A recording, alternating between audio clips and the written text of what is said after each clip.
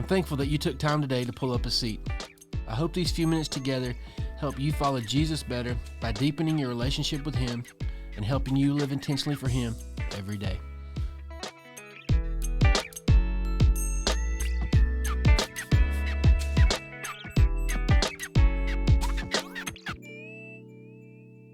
Hey, in this series, we've been looking at God's will. God's will for your job, God's will for singles and marrieds, God's will for dating.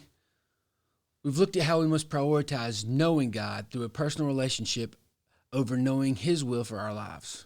God values us and He wants a relationship with us. This is the reason He sent Jesus to die on the cross, to rescue us and restore our relationship with Him. Because we've been rescued and restored, we have purpose, which we'll talk about in the next episode. We also have talked about staying in the Word to know God's will and doing what we already know to be His will. We have emphasized trusting in the goodness of God. In this episode, we look at God's will and suffering.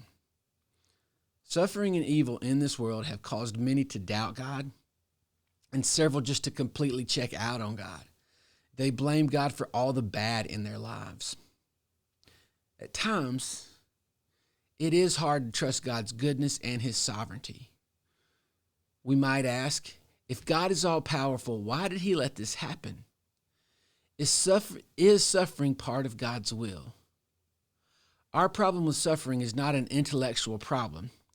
Usually it is an emotional problem. But when it is an intellectual problem, we think it is impossible for a good God and suffering to coexist. We think it is improbable that God could have good reasons for permitting evil and suffering. We're not smart enough to figure that out or to answer these questions.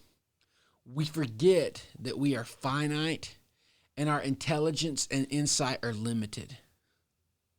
So we need to get over ourselves and remember that God's ways are not our ways, that He is bigger than us. The second thing that hinders us from answering, is suffering part of God's will? It's an emotional problem. All of us have been hurt because of evil and suffering. So we're emotionally involved. We're emotionally connected. Most of the time when we're emotional, we can't reason. During these times, we let our emotions determine what is true. Until we own our hurts, we'll be irrational. We can't see that God or something bigger can be good. We blame God and we turn bitter. Our finiteness and our emotions keep us from being able to completely understand how a good God that is sovereign can coexist with all the evil and suffering that we see in this world. There's good news. I think the concept of evil and suffering actually helps the argument for God. We would all agree that there is evil and suffering in this world. But if God did not exist, then objective moral values do not exist. There would be nothing to distinguish evil from good. But because some things are evil, there has to be something bigger that determines objective moral values. I believe that is God. I know that this is a quick summary of something deep, but I think it has some major merit.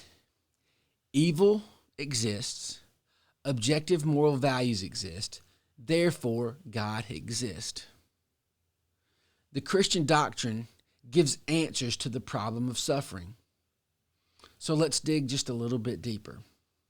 The chief purpose of the Christian life, according to Christian doctrine, is not our happiness. Rather, the chief purpose of life is to know God. We think that happiness is the goal. This is some shallow utopia junk that we've bought into. Now, happiness is not bad. It's just not the ultimate goal. Knowing God is the supreme and ultimate goal. Evil and suffering help us to know God. God did not create evil and suffering. Let's go back to Genesis chapters 1, 2, and 3. The world that God created was good. Everything about it was good, except for the fact that man was alone. Then God fixed that. But humans chose to rebel against God and His boundaries. This introduced evil and suffering into the world. In chapter 3 of Genesis, we see the phrase, because you have done this. Then God follows that up with the consequences of the evil that humanity introduced into perfect creation. God did not create evil and suffering, but he did permit it. And because everything is under his sovereignty, God can use evil and suffering for good. Look at James chapter 1, 2 and 3. Count it all joy, my brothers, when you meet trials of various kinds. For you know that the testing of your faith produces steadfastness, and let steadfastness have its full effect, that you may be perfect and complete, lacking in nothing. Or think about Romans 8:28. And we know that for those who love God, all things work together for good, for those who are called according to his purpose. God uses the trials and the tests, the evil and the suffering that we experience in this world. He uses them for a purpose. He uses them to help us grow into completeness, to deepen our dependence on him, and for the accomplishment of good. The final way that the Christian faith helps us deal with suffering is that one day there will be no more evil. There will be no more suffering. The Bible tells us that one day this world will end and God will restore his kingdom, where there shall be no more suffering, no more evil, no more tears.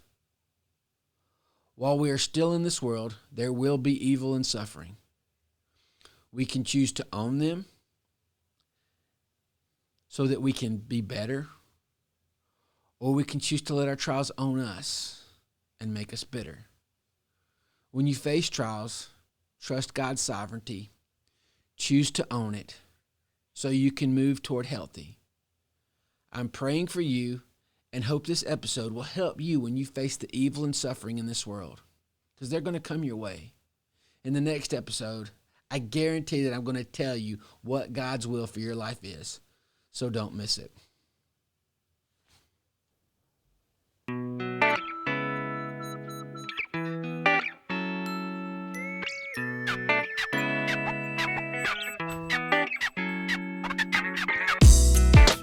Thanks for taking the time to listen to this episode of Pull Up a Seat. If you've not yet subscribed, do that now so you can get content as soon as it comes out.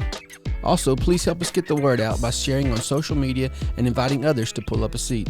Until next time, grow in your relationship with Jesus and find one way to live intentionally for him. See you next time when we pull up a seat.